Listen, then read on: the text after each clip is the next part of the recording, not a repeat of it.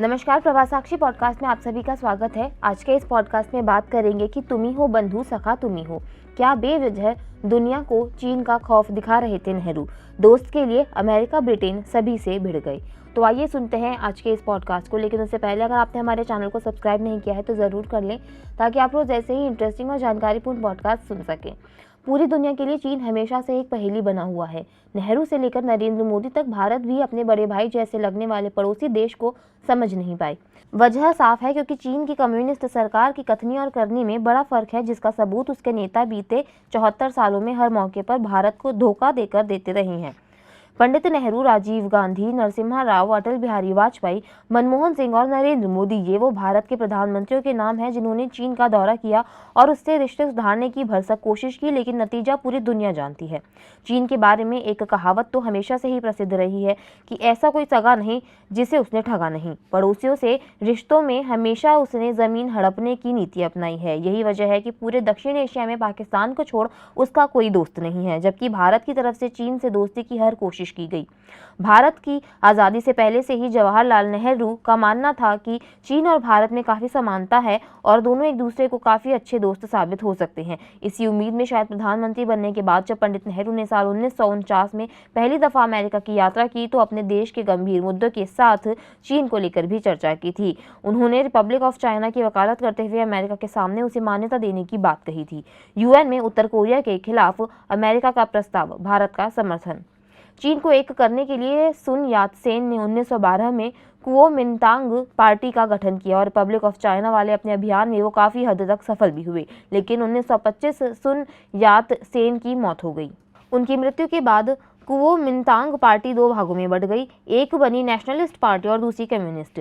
चीन के अंदर महायुद्ध की शुरुआत होती है। चीन के इस आपसी संघर्ष का फायदा जापान ने उठाया और इसे एक बड़े शहर मंचूरिया पर कब्जा कर लिया। जापान के जाने के बाद दोनों पार्टियों के बीच फिर से सिविल वॉर शुरू हो गया।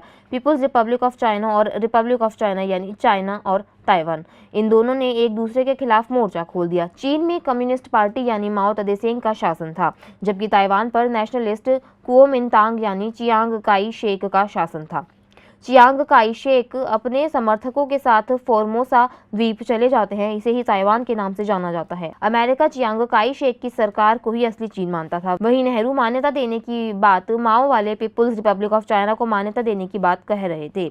हालांकि अमेरिकी विदेश मंत्री डीन एचेसन की तरफ से इसको लेकर नेहरू को दो टूक कह दिया गया था कि ऐसा उसका कोई इरादा नहीं है। नेहरू की चीन पर राय को अमेरिका के प्रति उसका नजरिया कायम करने में भी शुरुआती तौर पर मददगार साबित हुई। हालांकि कोरियाई देशों ने बीच छिड़े हुए युद्ध के बाद भारत और अमेरिका की दूरी बढ़ने लगी। उत्तर कोरिया ने चीन की सहायता से दक्षिण कोरिया पर हमला कर दिया। वहीं दक्षिण कोरिया को अमेरिका का समर्थन प्राप्त था।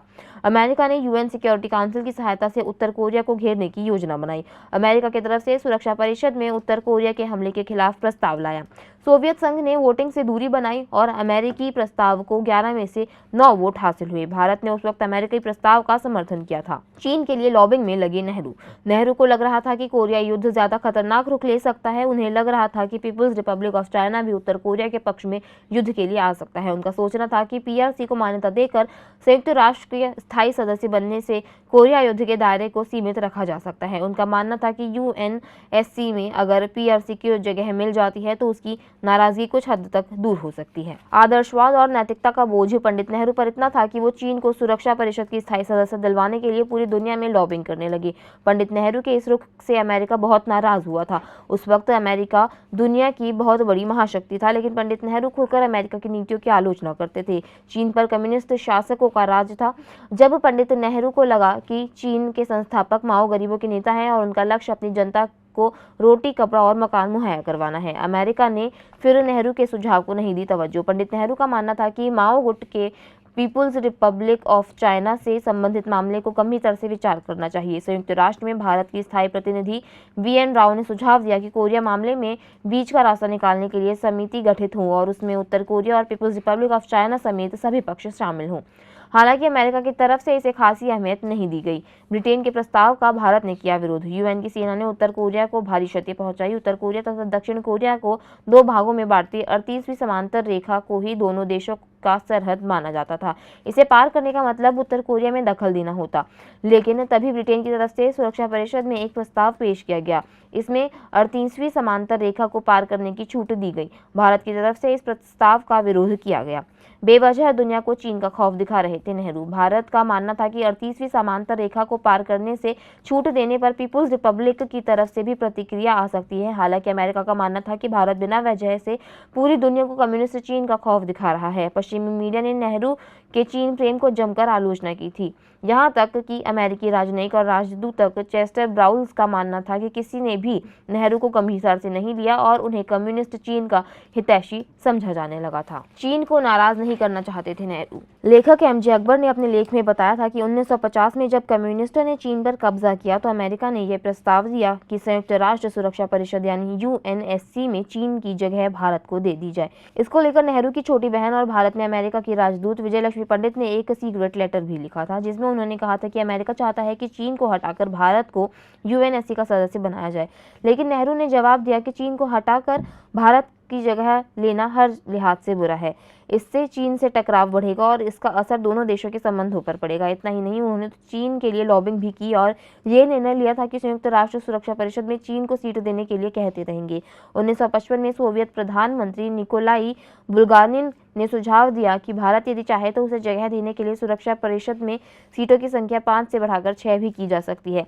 नेहरू ने बुल्गानिन को भी यही जवाब दिया था कि कम्युनिस्ट चीन को उसकी सीट जब तक नहीं मिल जाती तब तक भारत भी सुरक्षा परिषद में अपने लिए कोई स्थायी सीट नहीं चाहता।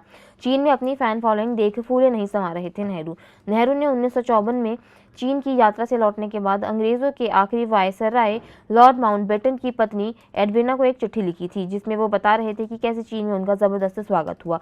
उन्होंने जितना सम्मान भारत में मिलता है उतना ही चीन में भी मिलता है। नेहरू ने तब बताया कि चीन के एक शहर में 10 लाख लोगों ने उनका स्वागत किया था। तब ये लोग उनके वहां पहुंचने से बहुत उत्साहित थे। चीन ने बहुत कुछ तो कर दिया, लेकिन वे उनकी मंशा को समझ नहीं पाए। भारत ने संयुक्त राष्ट्र में अमेरिका के कई प्रस्तावों का विरोध किया और चीन को आक्रमणकारी के रूप में देखना भी उसके लिए गवारा नहीं था। हालांकि कम्युनिस्ट चीन की वकालत करना और अमेरिकी की नाराजगी मोल लेना आगे चलकर कितना बड़ा नुकसानदायक साबित हुआ, जब 1962 में हिंदी चीनी भाई भाई का नारा लगाते हुए उसी चीन ने भारत पर आक्रमण कर दिया। आज के लिए इतना ही। अगले पॉडकास्ट में किसी और मुद्दे पर देंगे आपको विस्तृत जानकारी। तब तक के लिए जुड़े रहें प्रभा साक्षी के साथ।